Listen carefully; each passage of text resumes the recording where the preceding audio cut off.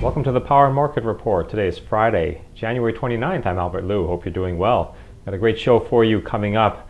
In a few minutes, I'll be joined by Richard Maybury, who is the publisher of Richard Maybury's U.S. and World Early Warning Report. But before we get to that, I just want to talk a little bit about what happened overnight in a surprise move.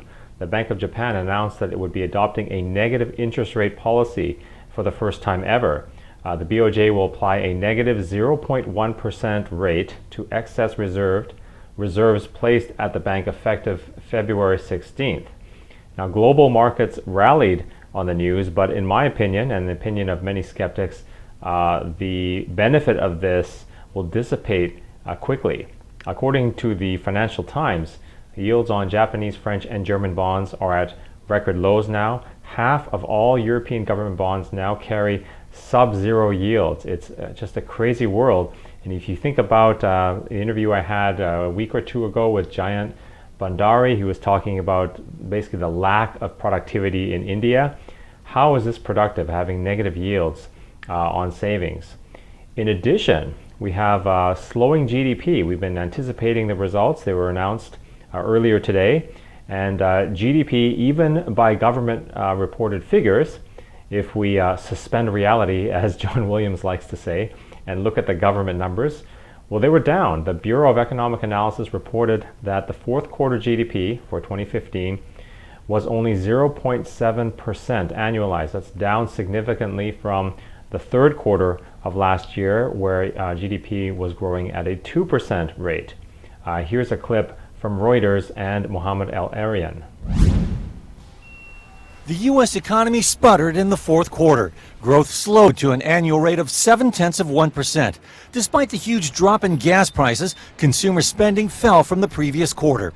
The unusually warm weather translated into softer sales of clothing and weaker demand for heating. Consumer spending accounts for a huge portion of economic activity. Dragging economic growth, businesses spent less on buildings and equipment and inventory. The huge drop in oil prices particularly slammed spending on mining exploration and wells. And the strong dollar hurt exports. Allianz Chief Economic Advisor Mohammed El-Arian. So it's in line with expectation. Some people are worried that it could be as low as zero, so it's good news as it's not that low. Right. But it tells you that we are still struggling to sustain high growth. Joining me now to talk about the staggering economy and what investors can do to protect themselves is Richard Maybury, frequent guest. He is the publisher of Richard Maybury's U.S. and World Early Warning Report. Richard, thanks again for coming on the program. Great to talk to you again. Oh, thank you, Albert. I always enjoy being here. You do a great job of giving people the other side of the story that they don't get from the mainstream press. Thank you very much. And let's do a little bit of that. The GDP, people were suspecting it was going to be lower. And it was 0.7% in the fourth quarter, down from 2% in the third. And these are the government numbers. These aren't alternative figures, which we could very well cite, already show us in a recession. So the first thing I'll ask you is, do you think that the U.S. economy is already in a recession? Realistically, yes. According to the government's statistics, no. It's very important to understand that governments only tell the truth when it's convenient, when it serves their purposes. So I think that the statistics are jiggled. But if you look at the life of the average American, I think there's no doubt about it that the 2008 recession never ended. People are a little bit worse off every year. Yeah, and actually in the most recent issue of your newsletter, you talk about this. You talk about how GDP is growing, but global civilization is in decline. And that's an interesting perspective. I think I agree with what you're trying to say there, but you go further and you actually try to put a number on it. So you say that global civilization is in decline, and you estimate by 1% per year. Would you like to talk about that a little bit? Yeah, and I'm talking there not about annual production, not GDP figures, but the standard of living of the typical individual? Is he really better off? And it's easy to see in the United States that he's not, because Obamacare came in and has done tremendous damage to a great deal of a part of the economy that's huge and crucially important, which is the medical industry. I was just talking to a doctor the other day, and he was telling me that all the doctors he knows that are independent are just completely demoralized because they know for a fact the government has admitted they're trying to put them out of business. These guys have poured all that training and all that money and hard work into building their businesses, and the government is deliberately trying to put them out of business because it doesn't fit in with the Obamacare model. And so, you have one example right there. The average American is going to suffer mightily from this attempt to socialize the U.S. medical care system. And there are examples like that that run all through the U.S. economy and around the world. It's just that the more governments meddle, the more they foul things up, because they aren't precise mechanisms like markets are. Governments are very big, very clumsy, very stupid, and they cannot make fine-tuning adjustments to the economy the way markets can. So they foul things up all the time, and it goes on around the world. Wherever you find a large amount of government, you're going to find a lot of desperate, angry people. Richard, I think I believe what you're saying, but I think that the common man on the street might disagree, despite the evidence that you cite. And I think there are two reasons for that. One is that it's very difficult to do these comparisons over generations. So I have very little visibility into or appreciation for the way my parents grew up or the way things were back then, and I think it's hard for that reason. But the other thing is that we have tremendous innovation in technology, which is making our lives better every day, despite what the government is doing. And that perhaps definitely masks it, but perhaps even offsets it to some degree. What are your thoughts on that? Oh, yeah, I agree on both of your points, absolutely. But I would add a third point, which is that the typical individual attends schools, is raised by schools that are owned or controlled by government agencies. Every book that a child learns or studies from in school, all the way up to 12th grade, is censored. Very, very heavily censored. Probably censored more heavily than stuff that is published in Iran or the Soviet or Russia, any other place. And this is around the world. In every country, all of the school books are censored so that they comply with the official history that's agreeable to the government. And so everybody grows up being taught to think like the government wants them to think. And it's a strange thing with Americans. If you ever ask an American, well, what do you think about government control of the press? Do you think that a free press is a good thing or a bad thing? I mean, they'll all express outrage at the thought of a government-controlled press. But they put their children's minds in the hands of the government when they send them to government-controlled schools, and nobody thinks anything about it. So everybody's view of what's going on in the world is very, very heavily colored by the politics that we were all taught in school. It's funny, I was just with some people, we were talking about basically school choice and how it's very difficult to sell to the American people, which is very strange if you think about it, because if you told the general public that, for instance, they would have no choice in what type of TV provider that they were going to have, that everyone had to go on Comcast and there was no direct TV or anything like that, you might get a mini revolution. Richard, would you tell people that they can't have charter schools or whatever, and they seem to be okay with that? Yeah. There's this assumption that the government knows how your kid's mind ought to work, and that the government should beat your kid's mind into whatever mold is approved by the government bureaucrats. And these people do. They go around from school to school checking to make sure that the teachers are teaching what the government wants taught. You can say this as a former teacher, too, in case people didn't know. You used to teach school. Yeah, that's right, and my wife did too. And we taught from censored textbooks. Okay, let's move on to the next topic. Overnight, Richard, Japan shocked the world somewhat by going to a negative interest rate. There was a little bit more behind the scenes that not everyone is reporting. It's actually affects only a small fraction of their reserves, so if it's not going to be a huge effect, but symbolically it's quite significant. You have a long-range inflationary perspective, and that comes through in the things that you recommend. What are your thoughts on Japan going negative, and how long? The markets went up. We're near close here. They're up significantly, several hundred points on the Dow. I suspect that'll dissipate soon. How effective do you think this will be, and what do you think will be the ultimate consequence of this move? Well, I can't really say how effective it'll be because I don't know what effect the Japanese rulers are trying to achieve.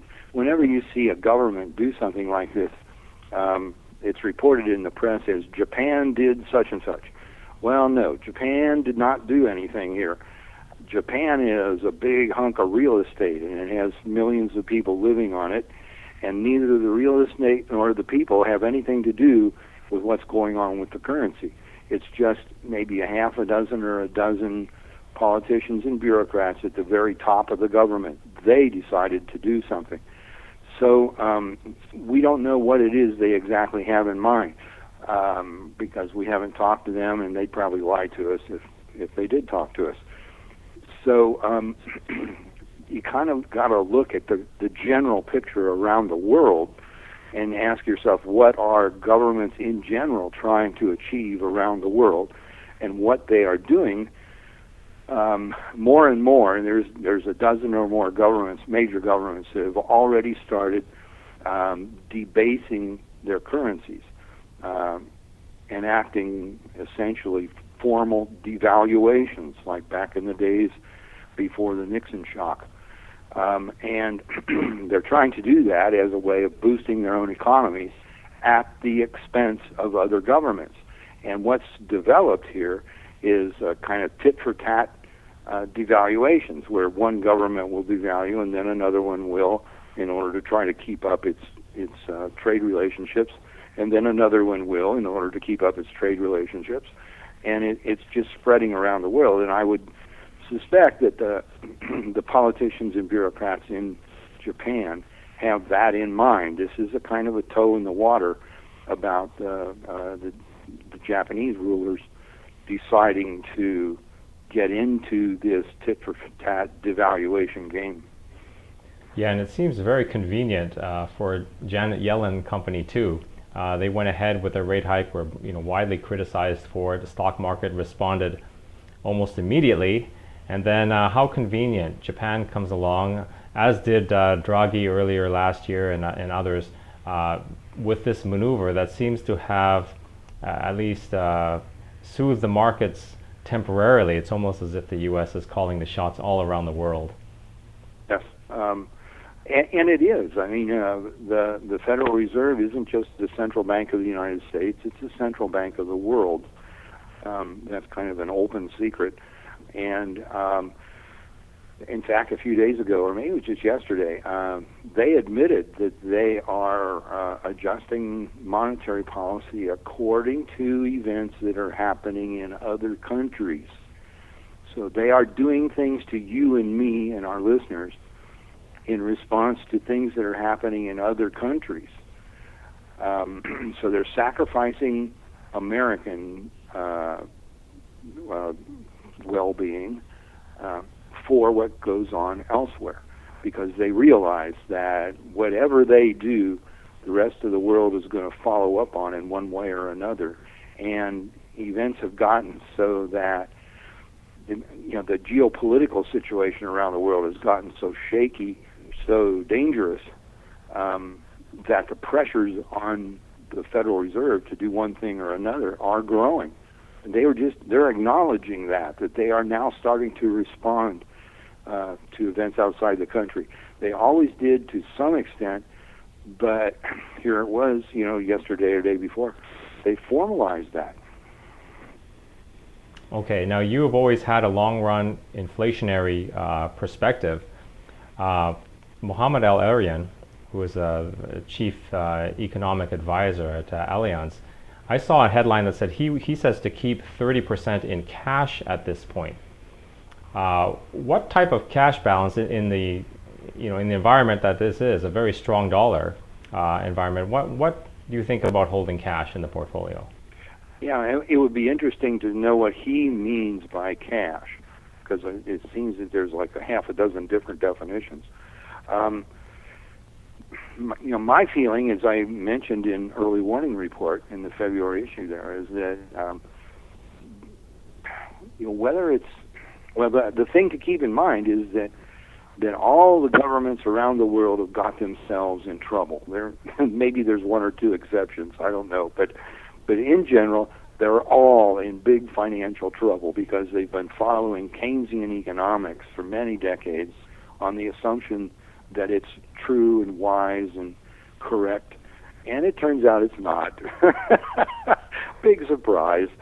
So they're all in trouble, and their way out is to steal more. All of them just have this mentality that the amount of income that the individual in their country earns actually belongs to the government, and the government lets people keep some, but it's not yours. It belongs to them, and they will decide how much you're allowed to keep. That's the mentality in every country, in every government. So they're all in financial trouble, and they're all thinking they want more of what you and I produce. And so I think that every person should be thinking in terms of the fact that what the government doesn't know about, it can't steal. And you need to keep some assets completely out of the financial system. Things that governments don't want to steal. Like they don't want really to steal classic cars because they're a hassle to confiscate and take out and sell. And they could actually cost so much to handle that the government wouldn't make much on them. So I think that's an example of something you might want to own that's outside the financial system. And you should think to yourself, the other things you might, fine art is always something, a painting or some statues or something like that. Not just expensive art, but I'm talking about the really high-grade stuff. And there's other categories that you can be running through your head and maybe talk over with your friends.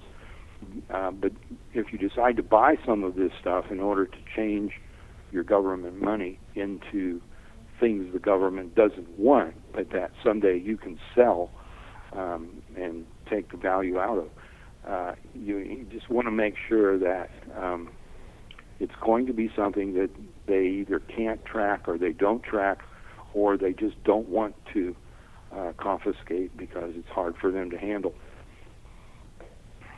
Yeah, and getting back to the 30% cash, it's a good point. What does he mean by cash? A lot of things that people consider liquid in cash, like sovereign debt, that's trading at negative yield now. We have half of European government debt trading at negative yield, and FT reported just yesterday, I think, that you have 5.5 trillion of this stuff floating around, negative yielding sovereign debt. So the penalty for holding collectibles and other things has certainly been diminished by the fact that these instruments are now costing you to own, whereas before you were rewarded. Yes, that's true. Yeah, they're more desirable now than they used to be. Good point. So you recommend roughly 10% of the portfolio in these types of things. You call them endurables, like that.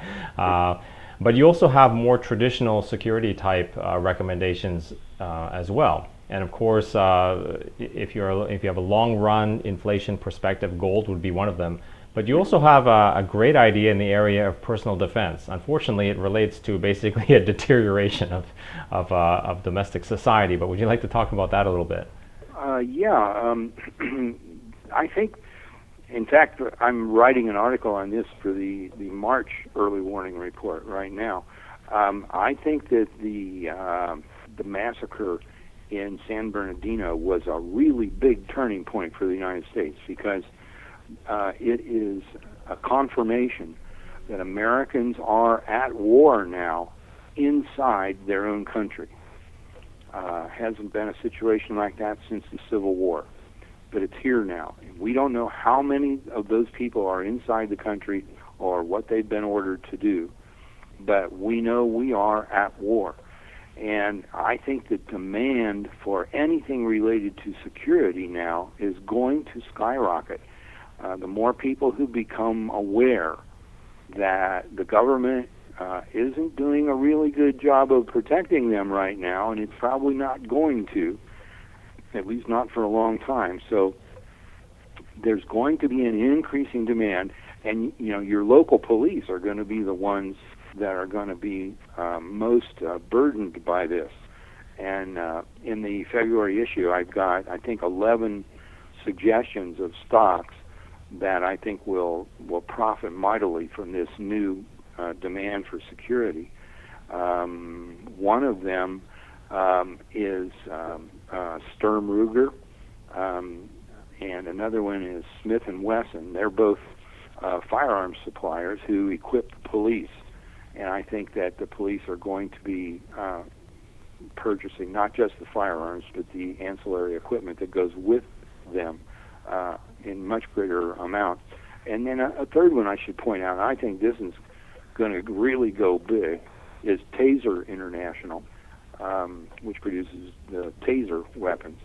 At the same time, people want more and more security. They don't want it to be lethal. And Taser, I think, is just perfectly positioned to profit many folds within the next, let's say, 2 or 3 years over this new demand for security that's almost certainly coming. Thanks for those picks, Richard. I always ask, do you own any of those in your own personal portfolio? Yeah.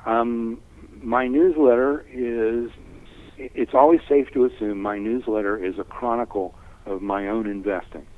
I eat my own cooking. And right. So you can, a lot of these things maybe sometimes I don't have, but in general I buy everything I recommend. Okay. Before we close, we just have a couple minutes left. I want to get your thoughts on this presidential race and also the GOP debate situation. Donald Trump boycotted the Fox News or the Fox debate last night, and I think it just illustrates why so many people are attracted to this guy, because he's non-conventional. He's sticking it to the mainstream media, and he's giving everyone who follows that debate or this race a chance to also stick it to Fox News. So I don't know if we've had a chance to talk about Donald Trump, but what are your thoughts right now on that race, how it's going to end up and what it means? Well, I think it's extremely important, and that is probably the first time in my life I've used that phrase in relation to American politics. It's extremely important what's going on here, because with the possible exception of Hillary Clinton, everybody who's running is running against Washington. They all are portraying Washington as the big problem. That's a really major discovery for the American public to make. And they've made it, and apparently all of the demographics that's been sifted by these candidates has come up, in every case with each of the candidates except for Clinton, has come up with the fact that people hate the federal government and they want something done about it. And I can't be more happy about that. So this, I think, is a major movement in American history here. I thought it was just a brilliant move by Trump. That he was going to be attacked from every side in this debate, being so far ahead. Mm-hmm. And what he did by pulling out was gave the candidates and the moderators no one to take out their anger on but each other. And so it was a brilliant strategy. And how many times have you watched a debate and thought to yourself, boy, I don't like any of these guys. I would vote none of the above. Well, Trump was literally the none of the above candidate last night, and people are saying he won the debate. Is that right? I didn't hear that. That's really good. Yeah, it's extraordinary. And my last thought about this, and it ties to what you said, actually, when we go back to the election of Barack Obama, 7 years ago, there was a good and a bad. So the good was, well, the general public is not racist and will vote a minority president. The bad news is they still have bad judgment. And I think we might be in trouble again. Sure, they know something's wrong, but are we going to do the wrong thing here? Yeah. The average guy is and woman is busy going to work in the morning and taking care of the kids, cooking, washing the car, mowing the lawn. Life is a very busy process, and so they don't have the time to study what's going on in the world like you and I do, because for you and I, it's our job to understand these things, to do the very, very deep research to understand what's really going on, and to tell other people about it. The typical individual is in no way ever going to be well informed enough to make good political decisions because life is just too busy for them. And I think, what more can I say than that? They're always, or almost always, except for cases of dumb luck, they're going to make bad decisions because their decisions are inherently uninformed, because they can't be any other way. Yeah, and if Richard Maybury is saying that something important is happening in this race, then I think people should pay attention. Well, thank you. Okay, Richard, I know you have another commitment coming up very soon, so I'm going to let you go, but thank you so much for making yourself available for this interview. Yeah, thank you, Albert. Again, you're doing a really great job, and I hope you keep at it. All right, thank you. Take care. You too. That was Richard Maybury, president of Henry Madison Research, and he's the publisher of Richard Maybury's U.S. and World Early Warning Report. Please visit him online at richardmaybury.com. And if you'd like to get a free sample edition, go to poweredmarket.com/Maybury. This is the Power and Market Report. Until next time, take care.